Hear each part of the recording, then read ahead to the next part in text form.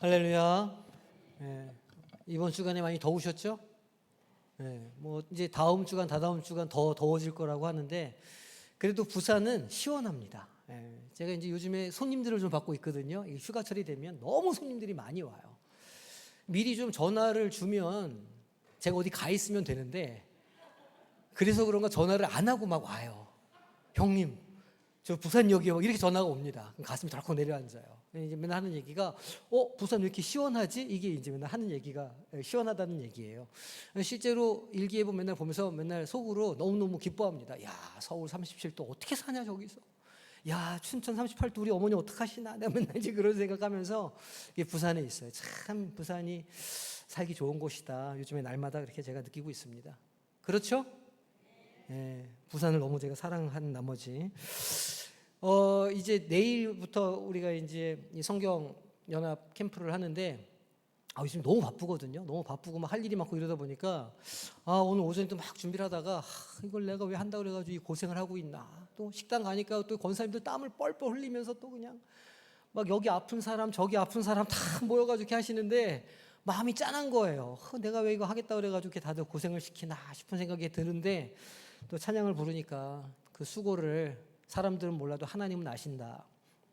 우리의 그 자녀들을 향한 다음 세대를 향한 하나님의 마음을 우리가 이렇게 받고 또 우리가 그것을 향해서 이렇게 달려가는 우리의 노력을 하나님은 아신다. 이 소망 붙잡고 오늘도 저도 정신을 차리고 우리도 다 같이 정신을 차리고 내일부터 행사를 잘 진행했으면 좋겠다 그런 생각이 듭니다. 우리 그 지난주 PPT 지도 있는 장면을 먼저 좀 띄워주시겠어요? 우리 지난주에 끝내지를 못해가지고 지난주를 좀 정리하고 그리고 이제 넘어가도록 하겠습니다. 지도 있는 페이지.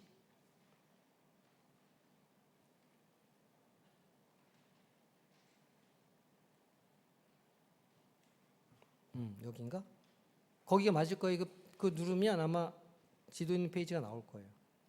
자, 그렇지 여기 지나갔다. 제가 할게요. 오케이. 지난주 이제 우리 서머나 7교회 이 소아시아 7교회에 대해서 이제 간단하게 우리가 정리 좀 했었거든요. 에베소부터 서머나 버가모 두아디라 사디 빌라델비아 라오디게아 이렇게 7교회가 이제 소아시아에 있는 교회들이었는데 그 에베소 교회는 수고와 인내 또 거짓 사도를 분별했다 이런 칭찬을 들은 교회였어요. 근데 반면에 책망도 들었죠. 우리가 잘 알고 있는 책망 뭐였죠? 그렇죠. 첫사랑을 잃어버렸다. 이게 이제 서머나 교회, 에베소 교회에 대한 그런 책망의 말씀이었어요. 그 이제 교회는 서머나는 환난과 궁핍과 비방 속에서도 충성을 다했다. 이런 칭찬을 듣는 교회예요. 책망이 없습니다. 책망이 없었던 교회다. 그다음에 이제 버가모 교회가 사탄의 권자 아래에서 믿음을 지켰다는 칭찬을 들었죠. 그래서 그 순교자 이야기가 나오고 그다음에 발람과 니고라당의 교훈을 용납하면 안 된다. 이제 이런 책망이 있었습니다. 그 두아디라 교회는 사랑과 믿음, 섬김, 인내, 나중 행위가 훨씬 더 좋아졌다. 이렇게 칭찬을 들었지만 이세벨을 용납했다는 책망을 들었었고요.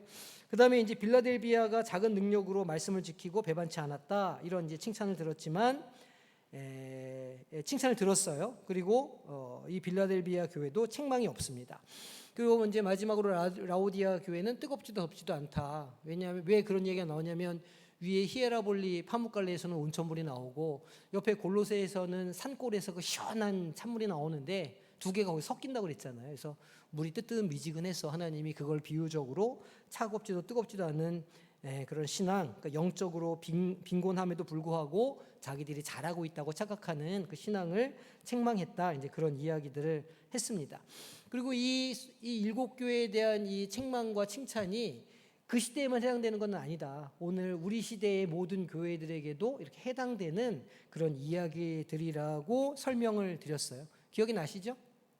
기억이 나시리라 생각이 됩니다. 쫙 지나가면 우리 이제 이 내용을 했었고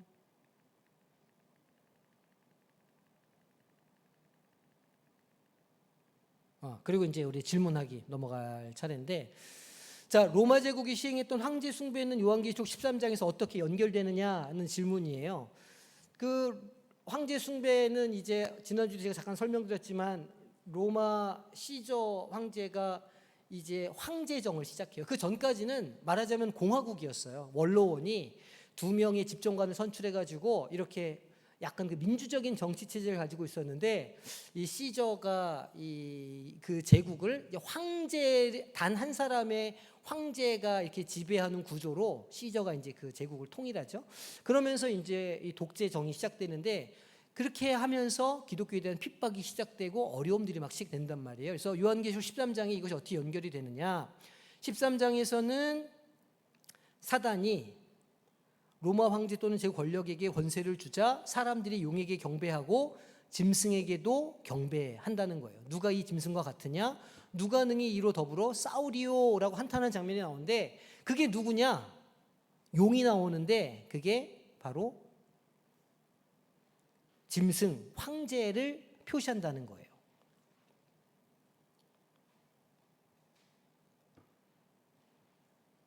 또 다른 짐승, 그러니까 황제 숭배를 강요하는 제사장이나 거짓 선지자들이 막 있었다는 거죠. 그러니까 이 유일신 사상을 가진 유대인들이었는데, 로마 제국과 결탁한 종교 지도자들이 황제 숭배를 해도 된다고 이렇게 이야기도 하고 타락하는 과정을 이제 묘사하고 있는 거예요. 땅에 거하는 자들로 하여금 짐승의 우상에게 경배하게 하고 경배하지 않는 자들은 죽이고 짐승의 표를 받게 하더라는 내용으로 연결이 이렇게 되고 있습니다. 그러니까 황제가 스스로를 신격화하는 거죠. 내가 신이다, 이렇게 이제 말하는 거예요. 이것은 그러니까 로마 제국이 뭘 강요했다는 거예요? 황제를 숭배하라는. 그러니까 황제 숭배를 강요하고 당연히 거부하는 사람들은 제국의 반역자들이다, 우리의 그 제 통치 이념에 맞지 않는 자들이다라고 규정하고 핍박을 했던 거예요. 그러니까 당시 상황을 잘 보여주는 것이라고 할 수 있죠.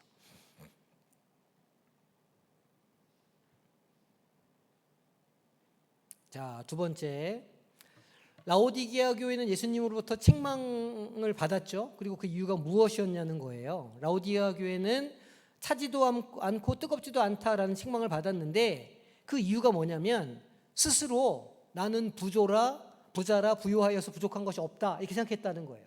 나는 잘 살고 있어. 나는 더 이상 뭐 필요한 게 없어. 나는 뭐 더 이상 이 정도로 만족해라고 생각했지만 영적으로는 공고했다는 거예요. 겉으로는 잘 살고 부유하고 멀쩡해 보였지만 정서적으로 영적으로는 피폐해져 갔다는 거예요.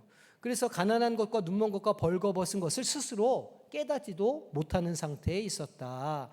그래서 자기 만족과, 다른 말로 바꿀 수도 있어요. 자기 기만, 자기 허영, 이렇게 바꿀 수도 있습니다. 허영과 영적인 무감각 상태에 빠져 있었다는 거예요. 정말 이 라오디게아 교회의 모습은요, 오늘 우리 시대의 교회의 모습, 성도들의 모습을 너무 잘 보여줘요. 한참 교회가 붕하던 때가 언제였습니까? 우리 막 60년대, 70년대 순복음교회 막 그 청계천 빈민가에서 이렇게 일어나고, 우리 원로 목사님도 그곳에서 사역하시고 그랬잖아요.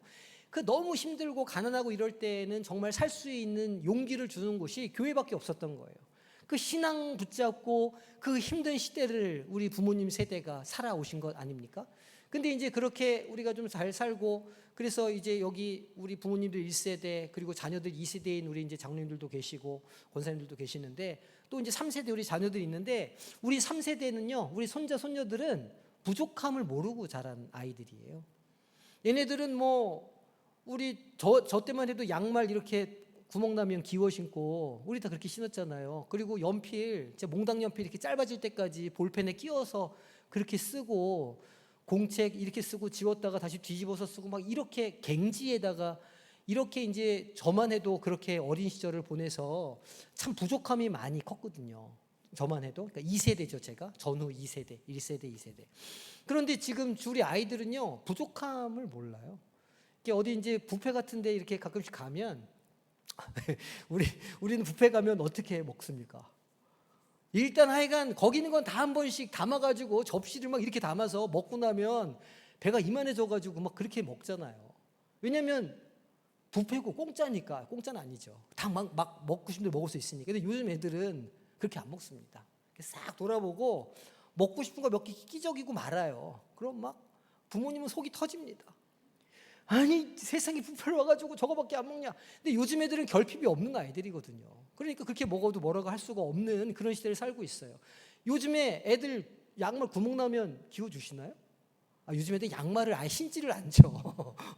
그런 거, 옷 뭐 물려 있고 이제 이런 게 없는 시대를 사는 아이들이라 영적으로도 갈급하지가 않다는 거예요. 흔히 말하는 요새는 젠지라고 그러거든요. 그러니까 제네레이션 G, Z세대, 젠지라고 부르는데 우리 자녀 세대들은요, 꿈이 뭐니 갈망도 없어요. 이렇게 뭐 내가 하고 싶은 거, 왜냐하면 늘 하고 사니까 무슨 뭐 때가 되면 여행도 잘 다니고 부모님이 부족한 거 없이 이렇게 하니까 이렇게 뭐 욕구도 없고 갈망도 없고 그렇게 사는 것 같아요. 당연히 영적으로도 빈곤해요. 그래서 갈망이 없으니까 그런 시대를 우리도 이미 살고 있다. 마치 라오디게아와 같은 시대를 살고 있다. 우리가 그걸 인지를 좀 하고 있어야 돼요. 하나님 우리한테 오시면 우리도 물어보실 거예요. 너는 뜨겁냐? 네 아들은 뜨겁냐? 네 손자는 뜨겁냐? 이렇게 물어보실 거예요. 아니면 차냐? 이렇게 이것도 아니고 저것도 아닌 시대를 우리가 살아가고 있다. 이거를 늘 생각을 하셔야 됩니다. 자, 3번 요한계시록의 7교회에 보내는 편지들은 각 교회의 특수한 상황에 대한 메시지죠. 하지만 동시에 모든 시대, 그러니까 2000년 전의 초대교회뿐만이 아니라 2000년이 지난 오늘날의 우리 시대의 모든 교회에도 적용될 수 있는 보편적인 교훈을 담고 있다는 거예요. 왜 그럴까는 거죠. 각 교회는 어떤 칭찬과 책망을 받았지만 그 내용들이 뭐냐면 첫사랑을 잃어버렸다, 환난 중에 인내했다, 인내하지 못했다, 뭐 거짓 교훈을 너희들이 경계해야 된다, 신앙이 미지근해서는 안 된다, 회개해야 된다, 이런 촉구들이 있는데 이것들은 뭐예요? 어떤 시대 또 어떤 지역의 교회에서나 나타날 수 있는 영적인 문제들이라는 거예요. 사실은 우리의 영적인 문제이기도 하죠. 내가 환난이 있을 때 내가 인내하는 믿음을 가지고 있나? 우리가 돌아볼 필요가 있고, 또 막 신천지니 뭐니 막 요상한 그런 그 말씀들이 들려올 때 그거를 분별할 수 있는 내가 성경적인 지식이 있나? 이런 고민도 우리가 해볼 필요가 있죠. 그 나는 너무 미적지근한 게 아닌가 이렇게 돌아볼 수도 있고. 그러니까 이 7교회에 대한 가르침은 꼭 그때만이 아니라 오늘 우리에게도 적용되는 말씀이라는 거예요. 뿐만 아니라 각 편지 끝에 어떤 말씀이 반복되냐면 귀 있는 자는 성령이 교회들에게 하시는 말씀을 들어라 라는 권면이 나오는데, 이 메시지는 오늘 우리에게도 들려주시는 성령님의 음성이라는 거예요. 그러니까 보편교회 전체를 향한 메시지라 우리는 계시록의 말씀을 받을 수 있다는 거죠.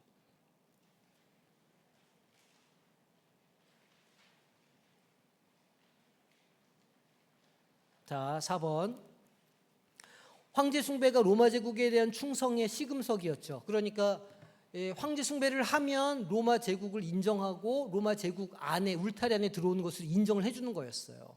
근데 그거를 초기 기독교인들은 거기에 동의할 수가 없었죠. 그러니까 이 로마인들이 보기에 그리스도인들의 행동은 그들이 보기에는 조금 다른 의미로 받아들여졌던 거예요. 그게 무엇이었냐는 거죠. 초기 기독교인들이 황제 숭배를 거부한 것은 오직 주님은 예수님 한 분이시라는 신앙 고백 때문이었는데, 종교적인 이유죠, 이것이.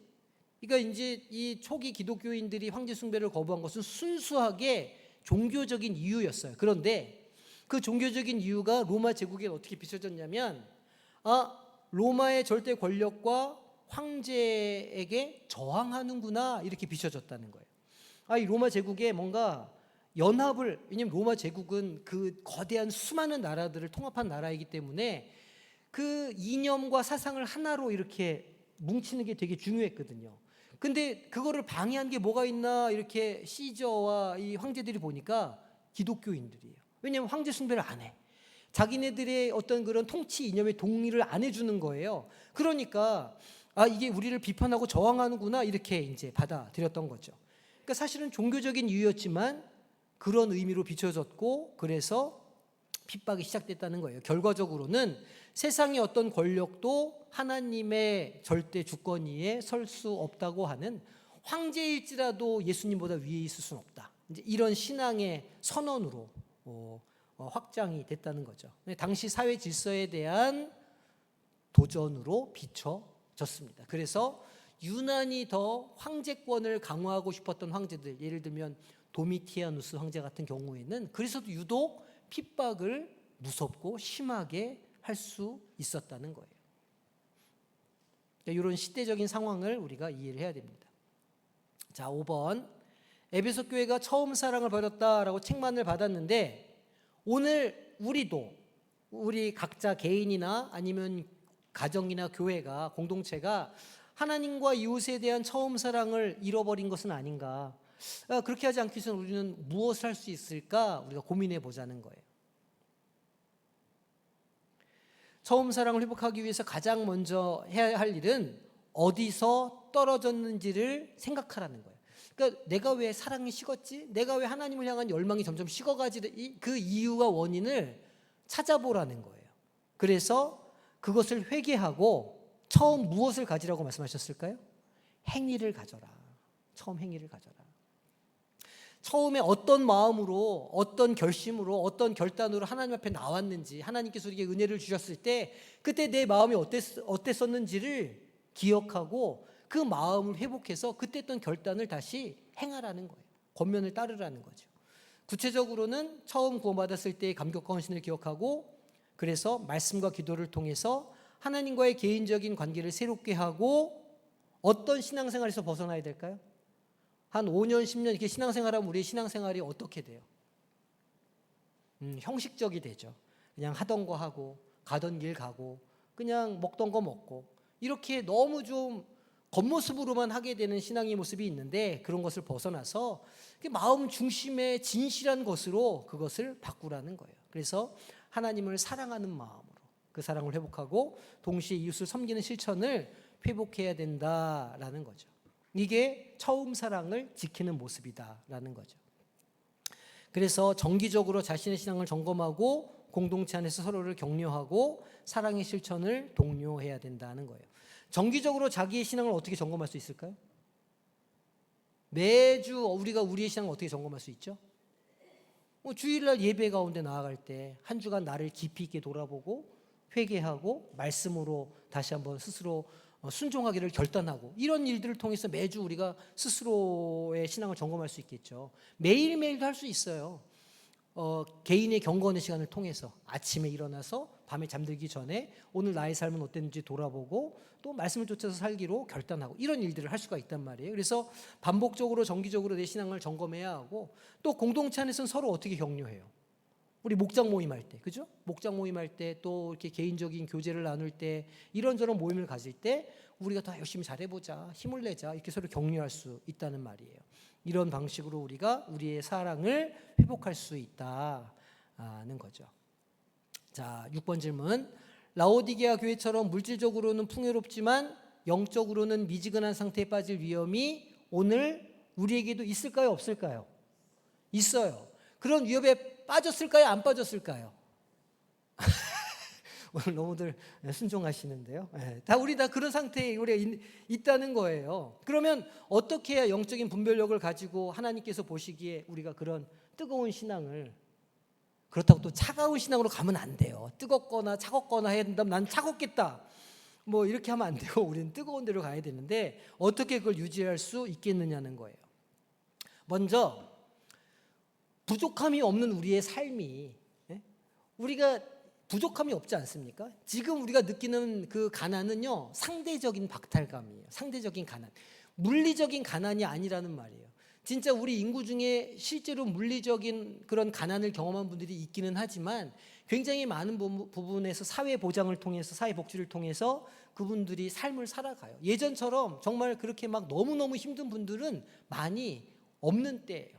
그리고 우리의 모습을 보면 막 힘들다, 경제가 어렵다 그러지만 실제로는 매일 삼시세끼 밥을 너무 많이 먹어서 탈이고 영양이 과잉이어서 탈인 시대를 우리가 살아가고 있다는 말이에요.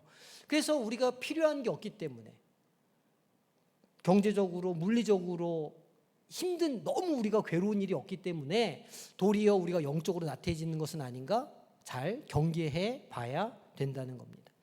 그래서 이를 위해서는 세상의 가치관이 아닌 하나님의 무엇에, 말씀에 우리의 삶의 기준을 두어야 된다는 거예요. 그러니까 이제 우리가 자꾸 세상의 기준을 둬요. 우리가 옆집의 기준을 둬요. 옆집 남편의 기준을 두고 저기 어디 먼 데 있는 옆집 아내한테 막 기준을 두는 거예요. 그렇게 세상의 기준을 두면 우리가 이제 뭐 하게 됩니까? 나와 다른 사람을 뭐 해요? 비교하는 거예요. 계속 비교해요. 우리는 본성적으로 내가 남과 나를 비교할 때 우리가 조금 이렇게 기분이 나쁠 때에는 어떤 것과 비교를 할까요? 나보다 더 나은 사람과 비교를 해요. 형편이. 반드시 그렇게 돼 있어요. 내가 조금 이렇게 자존심 세울 때에는 나와 좀 모자른 사람을 비교해요. 늘. 그래서 나보다 좀 못나 보이는 사람과 비교하고 참 사람이 간사하죠. 그래서 내가 뭔가 좀 부족하다고 느끼고 내가 좀 뭐가 좀 억울하다고 느낄 때는 나보다 꼭 더 낫고 형편이 좋은 사람과 나를 비교해서 뭐 합니까? 비교한 다음에 뭐 해요? 비교한 다음에 어떤 마음이 들어요? 아, 이놈의 인생 진짜 원망, 한탄 이런 거 하잖아요. 우리 비교하고 나서 저 집 영감은 벌써 10년 전에 가가지고 혼자 편하게 살더만 나는 왜 이래? 뭐 이런 거 막 우리가 한단 말이에요. 그러니까 기준을 세상에 두지 말라는 거예요. 기준을 어디에다 둬야 된다고요? 하나님의 말씀에 두라. 하나님의 그 은혜에 하나님의 사랑의 기준을 둬야 우리가 서로를 비교하지 않고 나를 비교하지 않고 나를 하나님께 비추어 보는 그런 신앙적인 성장이 가능하다는 거예요. 주님께서 뭐라고 권면하시냐면 불로 연단한 금을 사서 부유하게 해라. 여기서 말하는 금은 뭘까요? 진짜 물질적인 금을 말하는 걸까요? 아니, 우리의 신앙을 말해요. 불로 연단한 신앙. 뜨거운 불일수록 더 순금이 나오죠. 불의 온도가 높을수록 금의 순도가 올라가요. 그런 것처럼 우리의 신앙도 그렇게 뜨겁게 연단받을 때에 점점 정결한 것이 된다는 거예요. 그래서 흰 옷을 사서 입어서 벌거벗은 수치를 보이지 않게 하라. 그렇게 계시록에서 말씀을 하고 있다는 거예요.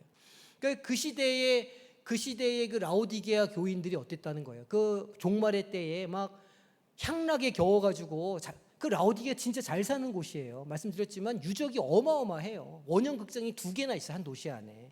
그 어마어마하게 잘 사는 그 도시에서 막 그 로마 제국의 황제 숭배가 막 이렇게 있는데 영적으로 나태해져가지고 뭔지 구분도 못하고 그냥 이래도 좋고 저래도 좋고 이렇게 신앙적인 정결을 다 잃어버리는 삶을 그들이 살고 있었다는 거예요.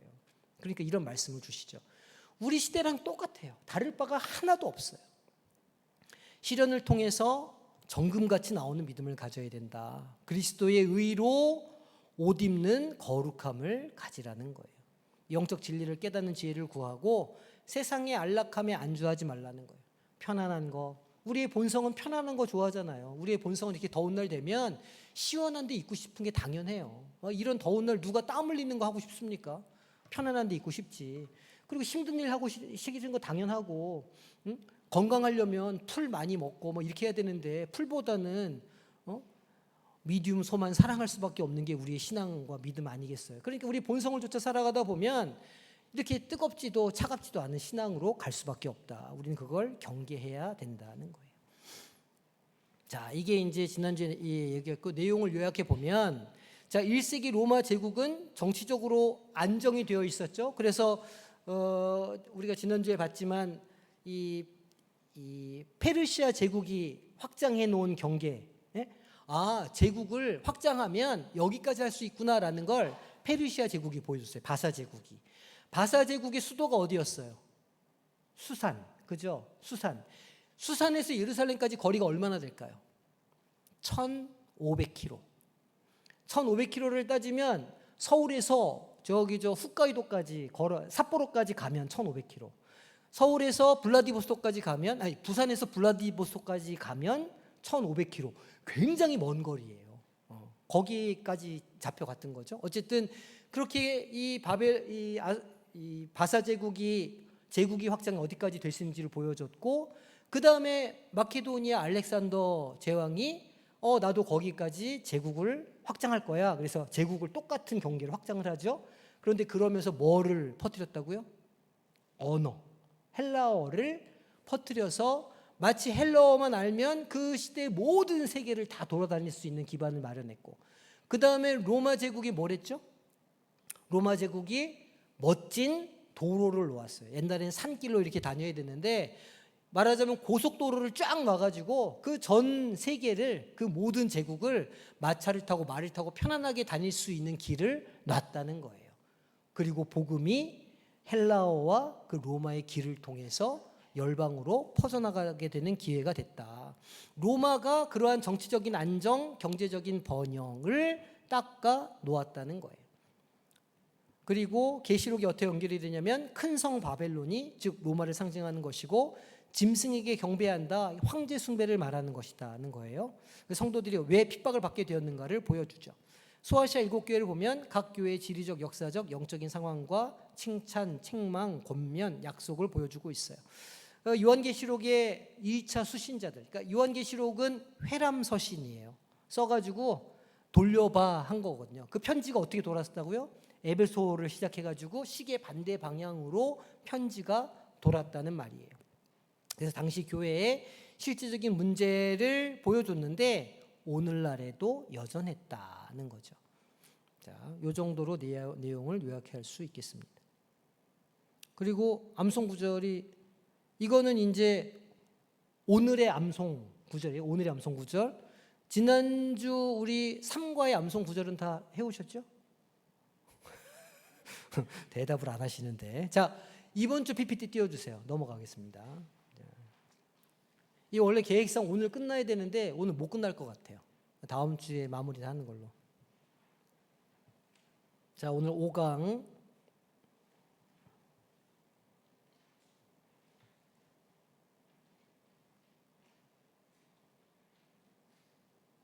네.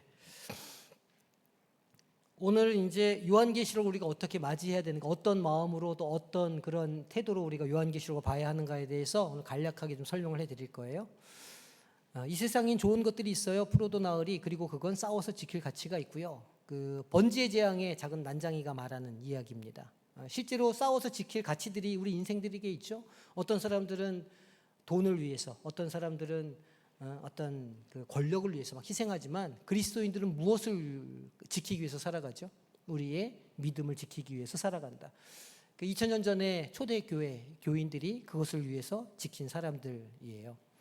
자, 주요 주제랑 해석의 다양성에 대해서 우리가 오늘 좀 얘기를 해보겠습니다. 그래서 이런 순서로 우리가 공부를 해볼 거예요.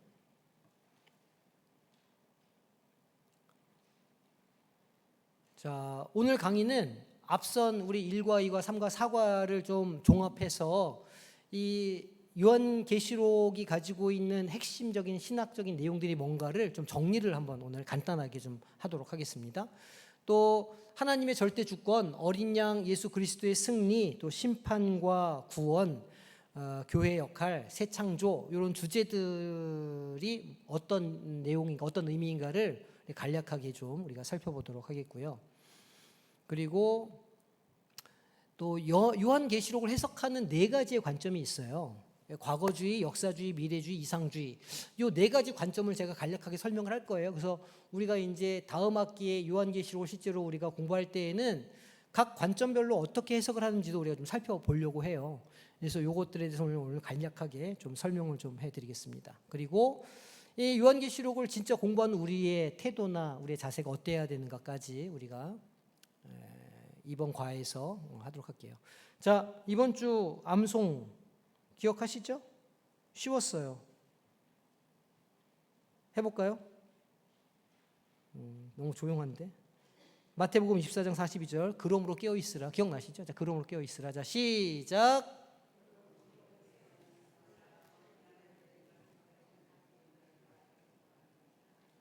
마태복음 24장 42절. 말씀은 깨어있으라 그랬는데 다 주여. 자, 깨어있으시기를 소망합니다. 자, 우리가 이제 방금 했던 내용 이제 다시 한번 복습해 보면 1세기 로마 제국의 황제 숭배가 초기 기독교인들에게 어떤 도전이었고 또 어떤 갈등 구조와 연결되느냐 하는 거예요. 좀 아까 우리가 좀 했던 내용이죠. 황제 숭배는 가이사, 주는 오직 예수 그리스도라는 기독교 신앙과 정면으로 충돌했죠. 이 가이사가 시저예요. 시저를 음역하다 보니까 가이사 이렇게 읽는 거예요. 시저를 또 알파벳 그대로 읽으면 케사르가 돼요. 케사르, 시저, 가이사 다 똑같은 말이에요. 그래서 이게 지금 이 용어를 다 통일해가지고 한 성경도 있어요. 현대어 성경 같은 거 보면 거기에 이제 시저라, 케사르라 이제 이렇게 번역하기도 하는데 어쨌든 다 동일 인물들이다. 가이사, 케사르, 시저 다 같은 말이고, 시저는 그 황제 한 사람을 말하는 게 아닙니다. 시저는 황제를 일컫는 황제의 통칭이에요. 다 시저야. 황제들이 다 시저인데 그 시저에 대한 이름들이 다 따로 있는 겁니다. 어쨌든 그 황제 숭배 시저 케사르가 내가 신이다 이렇게 말했지만 주는 오직 예수 그리스도라고 하는 신앙과 배치됐기 때문에 박해를 받았고, 짐승에게 경배하는 것은 황제 숭배를 말한다는 거예요. 좀 아까 우리가 금방 다뤘던 내용이죠. 또 소아시아 7교회 보내는 편지들은 각기 다른 상황을 다루지만 오늘날 교회에도 여전히 중요한 교훈이라는 거예요. 그 이유가 무엇이겠느냐는 거예요. 그 요한 복음에 나오는 어린 양은 세상 죄를 지고 가는 어린 양이죠. 보라, 세상 죄를 지고 가는 어린 양이로다. 세례 요한이 예수님이 세례받으러 오는 장면을 보면서 딱 이런 이야기를 하잖아요. 근데 그것이 요한계시록에서는 어떻게 확장되냐면 희생 제물임과 동시에 경배받는 하나님 우편에 앉아 계시는 승리자이자 통치자의 이미지로 확장된다 말씀을 드렸어요. 또 요한복음이나 요한서신서에서는 증거 또 증인 이런 것들이 강조가 되지만 계시록에서는 그 증거를 가진 증인들이 뭐 하게 된다고요? 순교하게 되는 순교자 마티르로서의 이미지로 확장돼서 변해간다, 이런 이야기도 이렇게 말씀을 드렸습니다. 또 교훈하시는 이유는 7교회가 겪은 영적 문제들이 있는데 이것들이 모든 시대 모든 지역에 있는 교회들이 직면한 보편적인 문제들이라는 거예요. 성령이 교회들에게 하시는 말씀을 들을지어다라는 권면도 보편 교회를 향해서 주시는 말씀이다, 이렇게 말씀을 드렸어요. 라오디게아 교회는 신앙이 차지도 뜨겁지도 않았다는 거죠. 이건 좀 아까 우리 했던 내용 반복했습니다. 자, 오늘 이 강의로 한번 들어가 볼게요. 자, 계시록의 핵심 신학적 주제들을 우리가 좀 요점을 정리를 해보겠습니다. 먼저 혼란 속에서도 만물을 창조하시고 다스리는 주권자로서의 하나님을 계시록이 강조한다는 거예요. 무엇이냐면 절대 주권, 하나님의 절대 주권과 통치에 대해서 말한다. 왜냐하면 그 시대에 사람들이 눈이 보기에는 누가 절대 주권을 갖고 있었어요? 황제가. 누가 통치했어요? 황제가, 시저가. 그래서 시저 한마디에 막 이렇게 그 로마 원형 경기장에서 이렇게 격투를 막 하잖아요. 그러면 이제 황제들이 거기 가서 같이 구경을 막 해요. 원형 경기장에서. 그럼 막 칼로 죽이다가 마지막에 다 때를 빌고 이 사람을 죽일까요 안 죽일까요 하면 황제를 쳐다봐요. 황제가 어떻게 해요? 이렇게 하고 있다가. 기억나시죠? 이렇게 하면 죽이는 거예요. 그 사람의 생명의 주권을 황제가 가지고 있었다는 거예요. 그리고 황제가 그런 어마어마한 생명을 다스리는 자로서의 신적인 권위를 가지고 그렇게 했다는 거죠. 어린 양 예수 그리스도의 무엇과 궁극적인 무엇이냐? 죽임당하신 어린 양의 대속과 부활, 만왕의 왕으로서의 최종적인 승리를 계시록은 이야기하는데 예수님의 희생이죠. 어린 양으로 나오는 게 그런 의미예요. 요한복음에서는 세상 죄를 지고 가는 어린 양을 보라. 그 어린 양이 어떻게 되었어요? 요한복음에서 나중에 십자가에 달려 죽으시죠. 어린 양이 죽는 건 왜 죽는 거예요? 대속제물로 죽는 거잖아요. 누구의 죄 때문에? 그렇죠. 우리의 죄 때문에. 그러니까 요한복음에서는 그 어린 양이 대속제물로서 이렇게 보여지죠. 희생과. 하지만 그 어린 양이 요한계시록에 보니까 어디에 앉아있다고 그랬어요? 하나님 보좌 우편에 앉아있어요. 그 자리는 왕의 자리, 주인의 자리잖아요. 그러니까 주님의 승리에 대해서 이야기를 한다는 거예요. 죽임당하신 어린 양의 대속과 부활, 만왕의 왕으로서의 최종 승리를 강조한다. 그 당시에 그 그리스도인들, 초기 기독교 그리스도인들은 핍박 상황 중에 있었잖아요. 소망이 있어야 될 거 아니에요. 그 소망이 뭐예요? 그 죽었다가 부활하신 예수님 하늘로 올라가셨는데 그분께서 왕으로 지금 그 시저를 제압하고 그를 심판할 수 있는 왕으로 우리에게 곧 다시 오실 거야 라는 주제를 가지고 있다는 말이에요.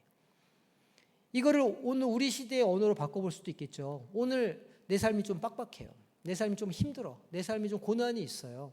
그러면 이게 끝이 아니라는 거예요. 나를 힘들게 하고 어렵게 하는 영적인 세계의 사탄마귀의 어떤 그런 공격이 있지만 우리가 그것을 오늘 뭘 하면, 인내하면, 참고 견디면, 믿음으로 그것을 인내하면 반드시 주님의 때가, 주님의 일하시는 때가 온다는 거예요. 그리고 그 주님의 오심은 곧 승리다. 그 고난을 이기고 승리하는 승리의 기쁨을 맛보게 해주실 것이다 라는 의미가 여기에 담겨 있는 거예요. 그리고 이제 그 어둠의 세력과 하나님의 세력이 싸우죠. 막 세상을 어둠의 영이 지배하고 있잖아요. 죄와 악의 세력이 있어요. 용도 나오고 짐승도 나오고 거짓 선지자도 나오고 바벨론도 나와요. 용, 황제, 짐승, 황제, 거짓 선지자, 그 시절에 있었던 많은 거짓 선지자들이 있었죠. 또 바벨론, 로마, 여기에 대한 하나님의 공의로운 심판을 말하고 있어요. 계시록이 전체적으로.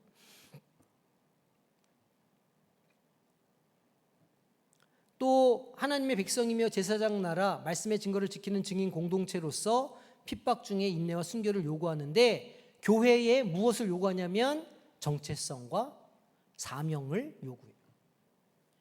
여기서 말하는 교회는 각 사람 한 사람을 말하는 건 아니에요.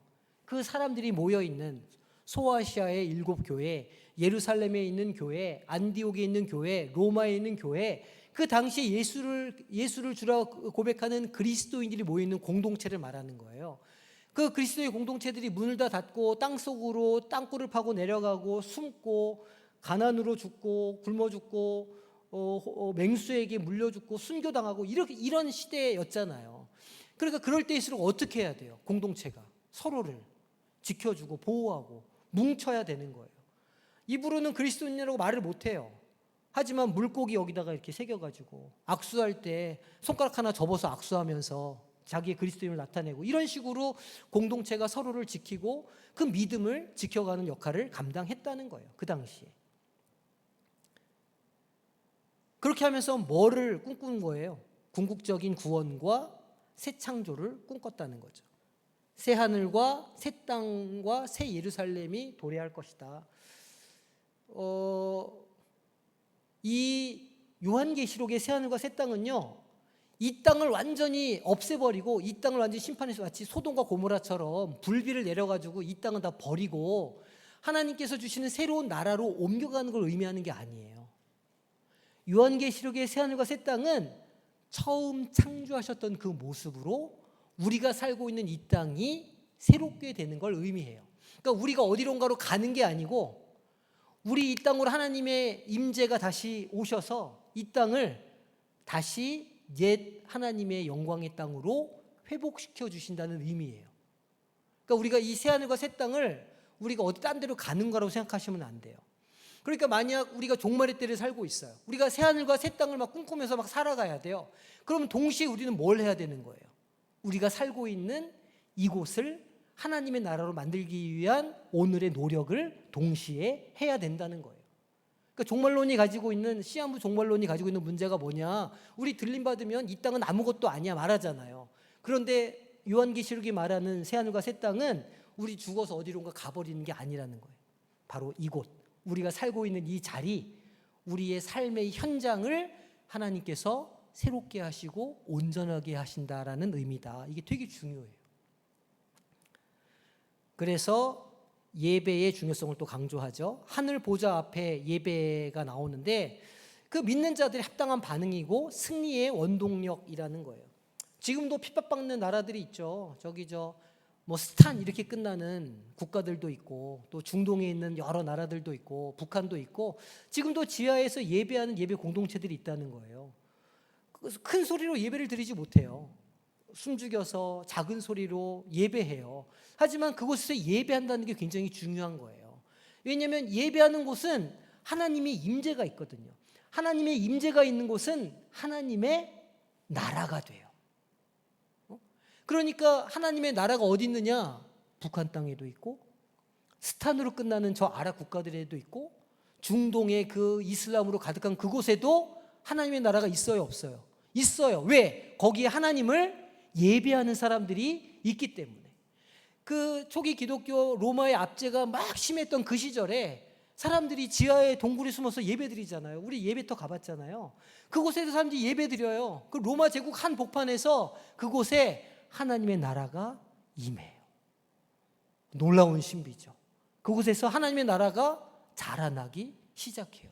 완성되지는 않았지만 그곳에서 하나님의 나라가 조금씩 자라나가고 조금씩 커져나가기 시작해요. 그런 노력을 우리도 오늘 해야 되는 거예요.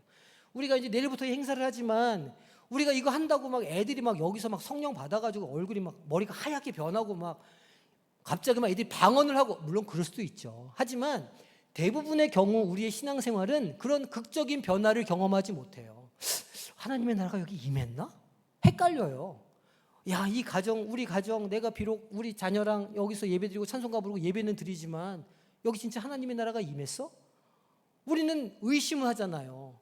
야, 우리 교회 하나님의 나라가 임했다고 이렇게 맨날 싸우고 다투고 이렇게 엉망진창인데 여기 하나님의 나라가 임한다고 우리는 의심해요. 하지만 예배하는 자들이 있는 동안에, 예배하는 자들이 있는 한 그곳에는 하나님의 나라가 심기어졌다. 그리고 그것이 성령의 능력으로 어떻게 해요? 점점 자라나요. 그래서 그게 어떻게 열매를 맺어요? 30배, 60배, 100배로 열매를 맺는다는 걸 우리는 믿어야 돼요. 그거 믿고 한 걸음 한 걸음 가는 거예요. 별로 상황은 안 좋아 보여. 막 영도 막 애들은 없고 막 이렇게 우리 교회가 처한 현실이 10년 후 20년 후 어떻게 될지 몰라. 하지만 오늘 우리는 뭘 해야 되냐면 그 믿음을 가지고 이곳에 하나님의 나라를 오게 해야 되는 거예요. 믿음으로.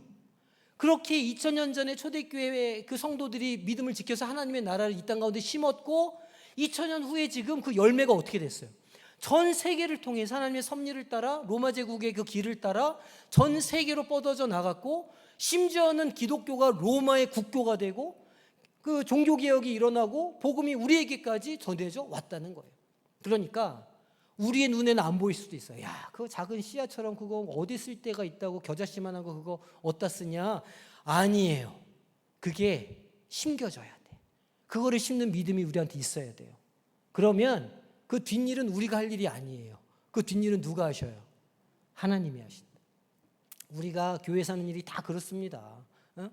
이 더운 날 주방에서 열심히 우리 봉사하고 막 성경 교회 학교 교사를 안 해보시면 몰라요. 거기 전쟁터예요. 애들 막 누워있고 굴러다니고 진짜 앞에서 교역자가 뭐 설교하면 이것들이 듣는지 안 듣는지 청소년부 가보세요. 중학교 2학년들 이렇게 다리 딱 꼬고 앉아가지고 맨발로 이러면서 고생한다 이러고 앉아있고 이게 엉망진창인 것 같은 거예요. 눈에는 안 보여요. 그런데 그거를 잘하게 하시는 분이 계시다. 하나님이. 이 믿음을 가지고 우리가 계속 앞으로 나아가는 거다. 제가 우리 지난 학기 얘기했잖아요. 후퇴는 없다. 믿음을 가진 사람들은 어떻게 해야 돼요? 앞으로 전진하는 거다. 뒤로 가는 퇴로는 없다. 우리의 신앙은 계속 앞으로 가야 한다. 누가 도와주신다? 성령이 도와주신다. 할렐루야. 자, 오늘도 여기다 못하겠죠. 자, 요한계시록의 해석에 다양점이 있어요. 자, 이걸 제가 최대한 간략하게 설명드릴 건데 어차피 우리가 다음에 더 자세하게 할 거니까 오늘은 그냥 그런가 보다 하시면 되겠어요. 자, 첫 번째 의견은 어떤 거냐면 이 계시록에 있는 예언 전부 다가 AD 70년 예루살렘의 멸망과 로마 제국의 핍박 있을 때에 다 성취가 된 내용이다 이렇게 보는 거예요. 그러니까 이제 요한계시록의 내용이 그 시절에 쓰여졌고 그 시절에 다 성취가 됐다. 예수님만 오시면 된다라고 보는 관점이 뭐냐? 과거주의예요. 아, 계시록에 있는 말씀이 과거에 다 끝났네. 과거에 다 이루어졌네. 이게 과거주의. 그러니까 역사적 배경을 중요시하겠죠. 그 당시 1차 독자들, 그러니까 소아시아 7교회 또 그 당시를 살고 가 있었던 그리스도인들에게 이 요한계시록이 어떤 의미였을까를 아주 잘 살펴볼 수 있는 장점이 있어요. 하지만 미래적인 요소가 약하죠. 앞으로 일어날 일에 대해서 어떤 신앙적인 관점을 갖기가 조금 어려워요.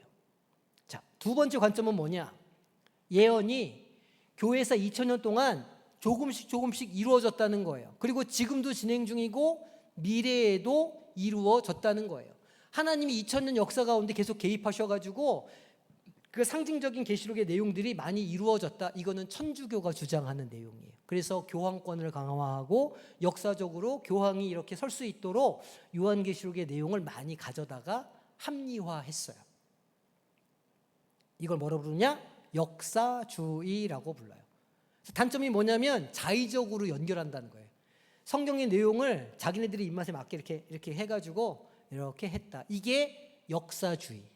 자, 과거주의는 다 끝났어. 과거에 그 초대교회 그리스도인들 그 시대에 이미 다 끝난 이야기야. 이게 과거주의고, 역사주의는 2000년 동안 계속 이루어지고 있어, 상징적으로. 그렇게 해서 천주교 교권이 세워졌다, 이렇게 보시면 돼요. 그 다음에 세 번째는 뭐냐면 4장 이후에, 그러니까 요한계시록 4장 이후에 대부분의 내용이 앞으로 일어날 거다. 앞으로 일어날 거다. 그래서 뭐 대환란도 있고 휴거도 있고 7년 환란도 있고 뭐 이렇게 1차 휴거 있고 2차 휴거 있고 들림 있고 막 이렇게 말하는 이런 관점이 있어요. 이게 미래주의라고 부르는 관점이에요. 신천지가 요거를 딱 붙잡고 있어요. 많은 이단들 종말론이 요 미래주의를 붙잡고 있어요. 그래서 언제 재림하느냐 막 문자적으로 해석해가지고 이렇게 해서 언제다 말하고, 이런 게 미래주의적인 해석이에요. 그러니까 문자적인 성취가 분명히 보이고 미래 소망을 강조하는데, 그 첫 번째 독자들은 그러면 뭘 한 거야? 그 1세기 그리스도인들은 뭐라고 산 거야? 설명을 해주지 않아요. 그리고 시한부 종말론으로 갈 위험이 있어요. 자, 또 이 관점 뭐냐? 특정 사건보다는 선과 악의 투쟁, 하나님의 승리, 영적인 진리를 상징적으로 보여주는 거다. 거기 나오는 숫자, 무슨 날짜들 또 뭐 이런 것들은 상징적인 표현이지 그게 실제로 일어날 거 그런 의미가 아니다는 거예요.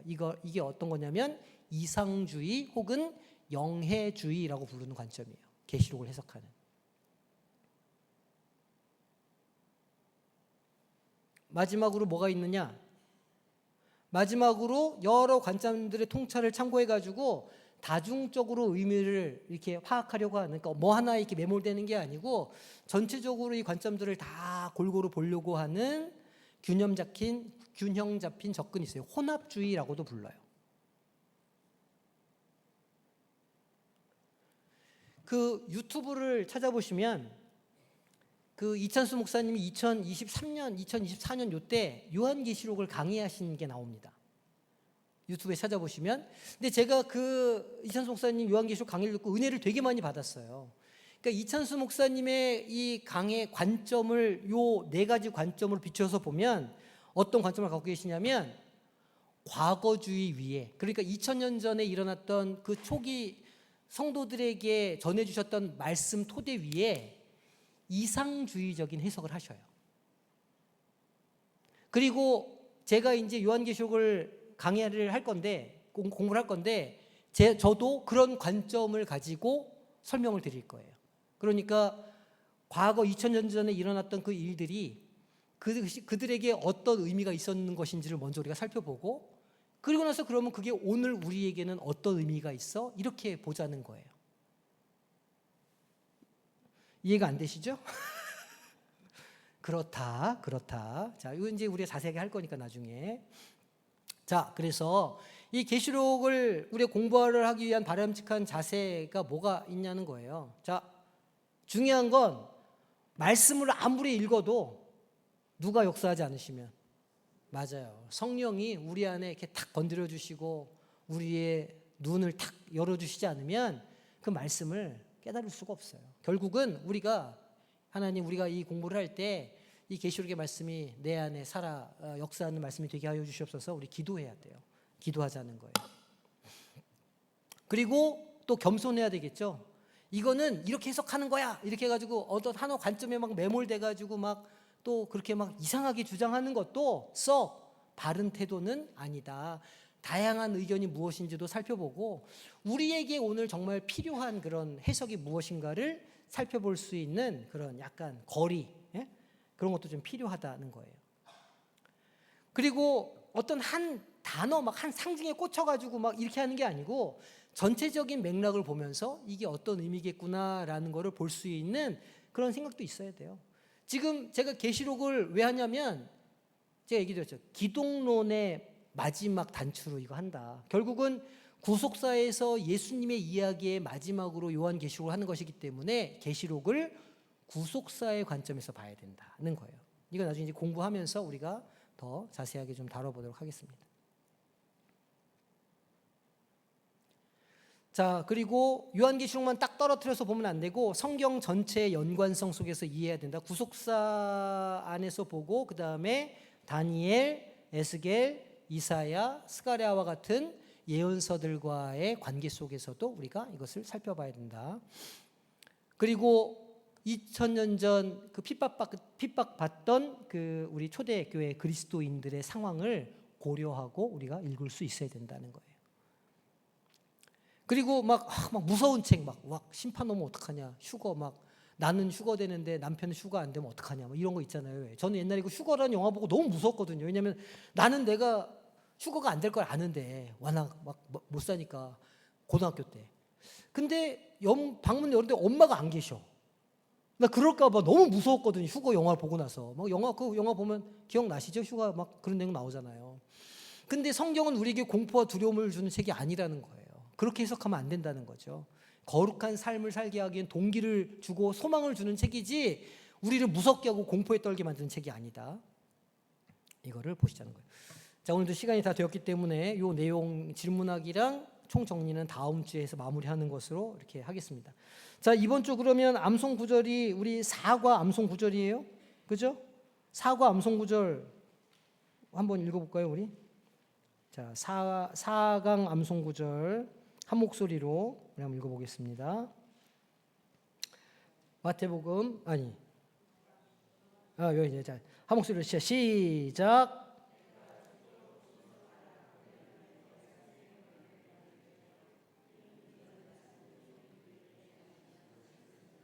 아멘. 요거는 뭐 워낙 우리가 많이 들어본 거라 아마 암송하시기가 쉬울 거라 이렇게 생각이 됩니다. 자, 이렇게 해서 우리가 다음 주에 해서 요 계절학기 이렇게 마무리하도록 하겠습니다.